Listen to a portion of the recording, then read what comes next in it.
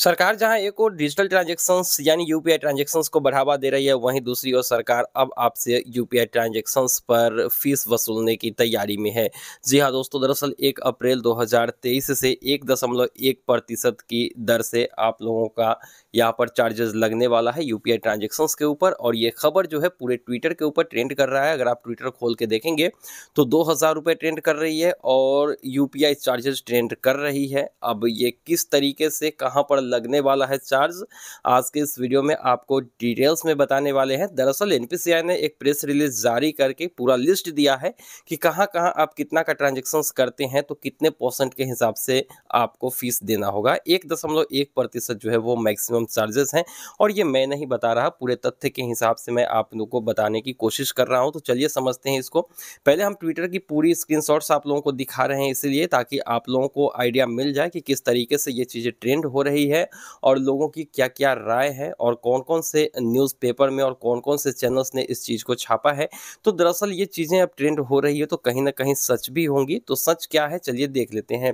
दरअसल UPI transactions पर जो चार्जेस लगने की बात है वो सही है। हालांकि फाइनेंस मिनिस्टर ने एक ट्वीट करके कहा है कि यूपीआई ट्रांजैक्शंस जो है वो हमेशा से फ्री रहा है और इस पर किसी भी तरीके की चार्जेस नहीं लगने वाली है और ना ही लगेंगी और ना ही अभी 1 अप्रैल से लगने वाला है। लेकिन अगर ये ऐसा है तो ट्विटर पर ये चीज़ें ट्रेंड क्यों हो रही है, सबसे बड़ी बात तो ये है। तो चलिए इसको समझते हैं। दरअसल सरकार ने 1.1% के ट्रांजैक्शंस पर चार्ज लेने का फैसला किया है और कहां पर कितना ट्रांजैक्शंस का चार्ज लगेगा ये न्यूज़पेपर में भी आ चुका है। कई कई अखबार, बड़े बड़े अखबारों ने भी इस चीज़ को छापा है। तो दरअसल अगर आप यूपीआई के जरिए मर्चेंट पेमेंट करते हैं तो वहां पर आपको चार्जेस लगने वाले हैं। अब मर्चेंट पेमेंट तो हर कोई करता है ना, फ़ोन पे, गूगल पे या फिर पेटीएम, किसी भी एप्लीकेशन से आप क्यूआर कोड को स्कैन करके किसी मर्चेंट को पेमेंट तो करते ही हो। ऐसा थोड़े है कि हम यूपीआई के जरिए पर्सन टू पर्सन भेजते हैं, पर्सन टू मर्चेंट भी ट्रांजैक्शंस करते हैं बहुत सारे। तो ऐसे में आपको चार्जेस देना होगा, लेकिन वो चार्जेस उस यूपीआई पर नहीं लगेगा जिसमें आप बैंक अकाउंट के जरिए करते हैं। देखिए यूपीआई ट्रांजैक्शंस दो तरीके से भी हो रही है। एक तो आप वैसे क्रेडिट कार्ड से भी अब आप यूपीआई ट्रांजैक्शंस कर सकते हो मर्चेंट को। तो अगर आपने बैंक अकाउंट ऐड किया हुआ है यूपीआई में और बैंक अकाउंट से ट्रांजैक्शंस करते हो किसी मर्चेंट को तो वहां पर आपको कोई चार्ज अभी तक तो नहीं देना है।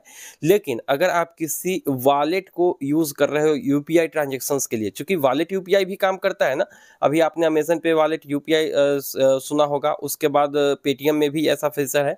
तो अगर आप किसी भी वॉलेट के जरिए किसी भी मर्चेंट को यूपीआई के थ्रू या फिर स्कैन करके पेमेंट करते हो तो वहां पर ये चार्जेस लगने वाले हैं और इस चीज़ को क्लियर किया गया है। और यही कारण है कि लोगों के समझ में ये नहीं आ रहा था कि यूपीआई ट्रांजैक्शंस पर चार्ज लग रही है या फिर किस पर चार्ज लग रहा है। मर्चेंट पेमेंट पर तो चार्ज लग ही रहा है यूपीआई पे, लेकिन वो वॉलेट से करने पे लग रहा है, ना कि आप बैंक से करोगे यूपीआई किसी मर्चेंट को स्कैन करके तो वहां पर चार्जेस लगेंगे। और वो चार्जेस जो है वो 2000 रुपये से ऊपर के जो चार्जेस होंगे उस पे लगेंगे। अगर वॉलेट से करते हो किसी को पेमेंट और 2000 से ऊपर का पेमेंट है तो वहां पर 1.1% के दर से आपको चार्ज पे करना होगा। हो सकता है जब इंडिया पूरी तरीके से डिजिटल हो जाए तो बैंक वाले यूपीआई पर भी आपको चार्ज देना पड़े, क्योंकि जब तक ये ऑफलाइन ट्रांजैक्शंस बंद हो जाएंगी तब तो सरकार के पास वही विकल्प है कि वो चार्ज लगा देगी और आपके पास सिर्फ एक विकल्प बचेगा कि आपको हर हाल में वो चार्जेस पे करना होगा। जिस तरीके से अभी आधार पैन लिंकिंग को लेकर हुआ है, आधार पैन लिंक 31 मार्च 2022 तक फ्री था, उसके बाद से 500 रुपया चार्ज किया गया, अभी 1000 रुपया चार्ज किया गया हर वर्ग के, हर जाति के, हर धर्म के लोगों के लिए, चाहे आप गरीब हो अमीर हो